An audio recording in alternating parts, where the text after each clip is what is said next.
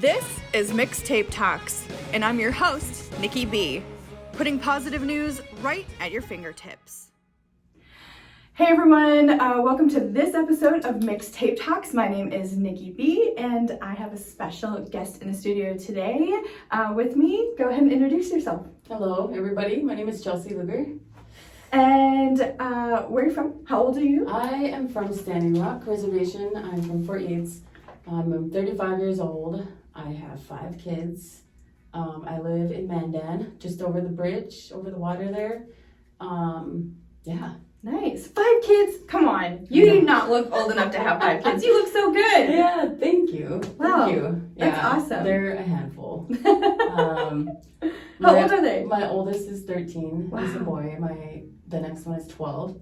So she's turning into a young woman, right? He's going through the young man stages. Yes. And I feel like real parenting has just started. Oh my word. I'm always saying that. Like, they're turning into teenagers. yeah, that's crazy. That's wild. That's crazy. So for people who are not familiar with who you are, just kind of let us know, like, what do you do? What's your job? And like, yeah, just kind of go from there. Okay.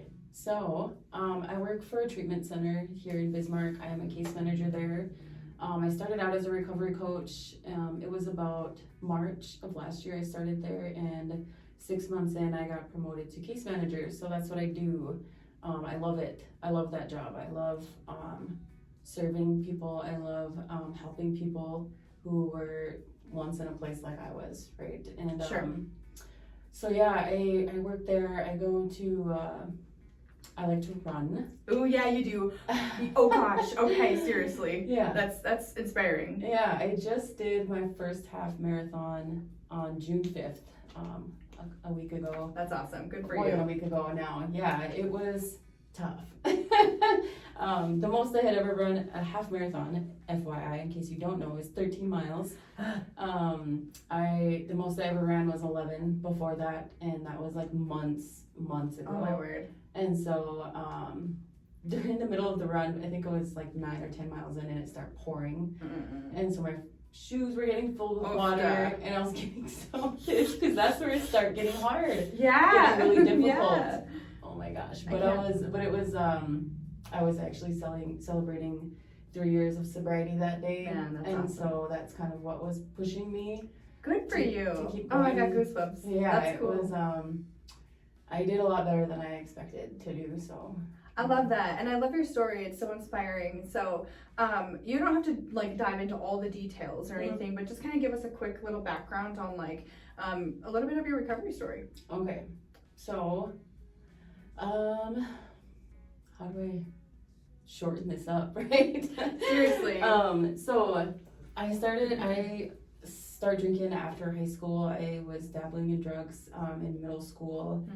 And it just progressed very quickly. It got really bad really quickly. I started going to jail a lot. And through that process, I was court ordered to go to treatment. Right. By the time I got into recovery, I was at my 6th treatment center. I was on federal probation. I had actually gotten my probation extended. Wow.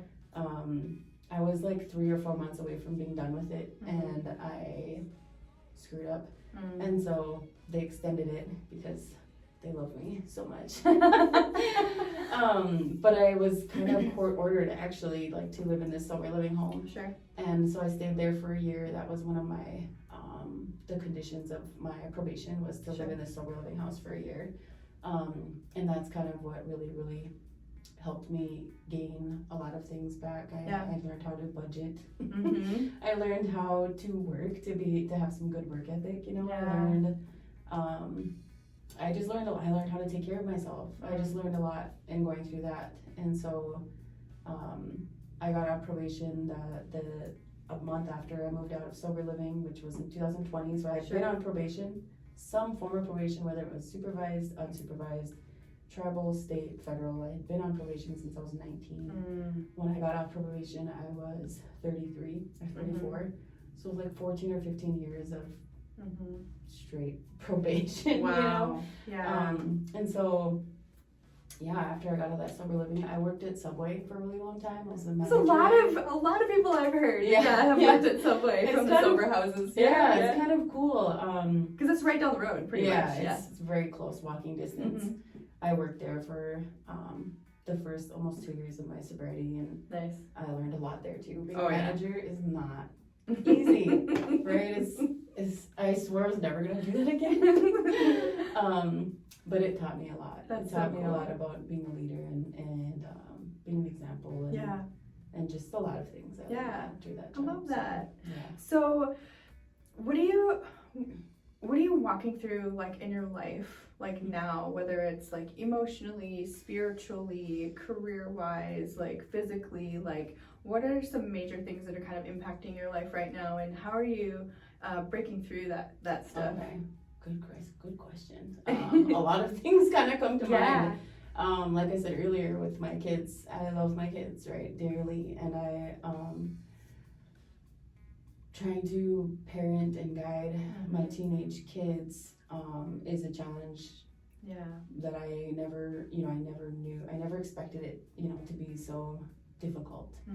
Because I want them to do well. I want them to be happy. I want them to be okay. I don't want them to get hurt, and I just don't have control of that. And so I gotta let them have their own experience, right? But they've gone through some tough times, with school, bullying on the bus, bullying after school. They've made some choices themselves that have kind of gotten them in trouble. But most recently, I started, it's probably been over a year, I started going to SWET, which is a ceremony in our culture, Native American culture. And my son has started to come with me. Wow. And he... Oh, I got goosebumps. Yeah, I love that. I was explaining to him what it was for, and it's all about prayer, and trying to, because that has become such a big part of my life. I try to be an example of that and instill that in them too. When we're getting, things are getting heated, right? I'm coming home from work and there's nothing done, right? The house is a disaster and I'm getting upset. I try to remember to pray, and I'll just do it in front of them because, like, it's not something I have to hide. And I just want them to see that can work, know. And so they don't catch on, really. Like, he's grasping it more and more because he's coming to this SWET with me and he wants to go. It's not something I made him go to. That's cool. I just offered it and he was interested, and then so when we're done, he's like, when's the next one? When can we come back? Cool. And so that's really cool. I love that. Yeah, and it's funny how kids can be some of your greatest teachers. Oh yeah. My 5-year-old is like a little, I don't even know how to explain who he is. I was getting mad the other day about the house being a disaster, and he tells me not to be mad. He says, "Mom, don't be mad. Hearts can't see when their humans are mad." Okay, he said don't be mad. Hearts can't see when their humans are mad. Hearts can't see when their humans are mad. Yeah. Where did that even come from? I have no idea. Wow. And I just stopped. And I realized I was probably being a little crazy, right? Being a little kind of a control freak, Yep. I do that too. The house is messy. Kids live there. It's okay, and he really kind of stopped me and let me, and it gave me the opportunity to pause before I wasn't mad after that. And so I love that. I love that you said kids can be our greatest teacher, and really, if you can extend that a little bit more, I feel like life is like a classroom and everyone around us are our teachers. Oh yeah. And it's so cool just to look at it that way, that every situation that you walk into, that you can have that willingness to be teachable, to be humble, to be a happy learner. That's something that I've learned too. It's like, oh great, yay, I get to learn today. And I've got to where I've told people I have good days and then I have learning days. And it's so funny that way, but I get, we get to learn, we get to be taught and be teachable, now. And we've learned those types of things and that perspective in recovery. Right. Yeah. It's through pain. And through pain. I am not gonna lie, I don't like pain. Yeah. Right. At the same time, it's like I still do things in my life that cause me pain. Like I was talking to my niece a little bit ago about this. Like, I love food.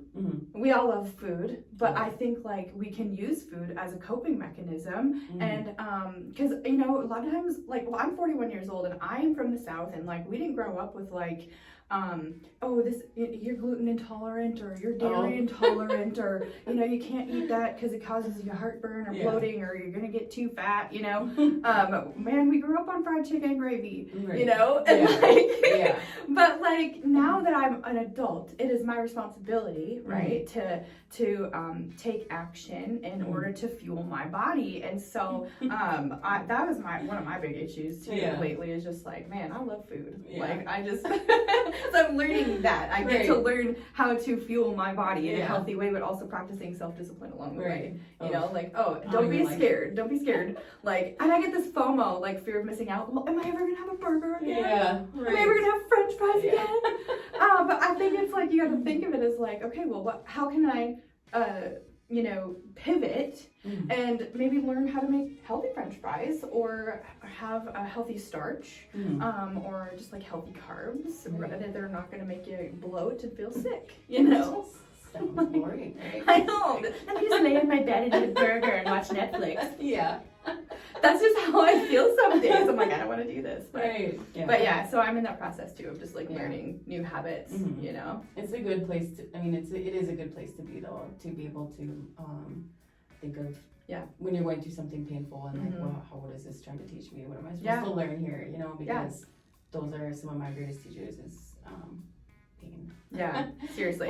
So if someone's watching right now and they're like, man, I do not like pain either, but also maybe they're watching and they, have been struggling with their children, or, or need some advice about recovery, or just anything that you've kind of like shared with us today, what is something that you would tell someone who's watching this? What advice would you give? So I would say kids, right, are gonna have their own experience regardless of how old they are. I mean, my 5-year-old's gonna have his own experience. This morning, we were just talking about the donut thing. He wanted a donut, and Same. His behavior was not very favorable this morning. And so he didn't get the donut, and it was hard for me to just drive past the donut shop because I wanted him to be happy, right? And I knew that donut was gonna make him happy, but I couldn't reward his behavior, right? So my 5-year-old has to have his own experience. My 13-year-old has to have his own experiences in the choices he makes, right? And getting the consequences of those choices. Those things need to happen for him to be able to learn. Like, I can't control that. The best I can do and the best you can do as a parent, I believe, is just be an example, of how to walk them through life, or walk beside them through their experiences and through their hard times and through their struggles. My daughter is at a difficult age where she maybe doesn't get along with some of her friends, or they fight, or they block each other, on whatever social media thing, and it hurts, and she's sensitive like me, and I know what that's like, and the best I can do is let her know that she's loved, and however people choose to treat her is not her, that it's the other person, and that and that's the best I can do. It's just guide her back to the truth. Yeah. So. That's good. So like, let people have their own experience.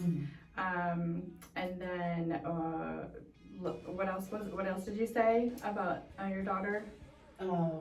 I had encourage her, love her, let her know that she's guide her back to the truth. Guide her back to the truth. Which is, she doesn't these people, these friends, I don't even know how to say that, because they're friends, then they're not friends, and they're friends. Those, they don't define who she is. She gets to decide who she is. In the end, she gets to stand in that truth. I love that. So that's good. Anything else that you want to add that maybe we left out? I don't know. I don't think so. Yeah, that's so Nothing's good. coming to mind. So. Awesome. Well, thank you so much Yeah. for your time and for sharing your heart today. You're so inspiring when it comes to just like how you serve and how you love and how you live out your life in recovery. And just thank you so much for being such a blessing to everyone here around you. Thank you. Thanks for Thanks for having me. being on the show. And thanks for tuning in to this episode of Mixtape Talks. Make sure you guys stick around for more. Make sure to follow us on Facebook and Instagram to stay up to date with all the cool things.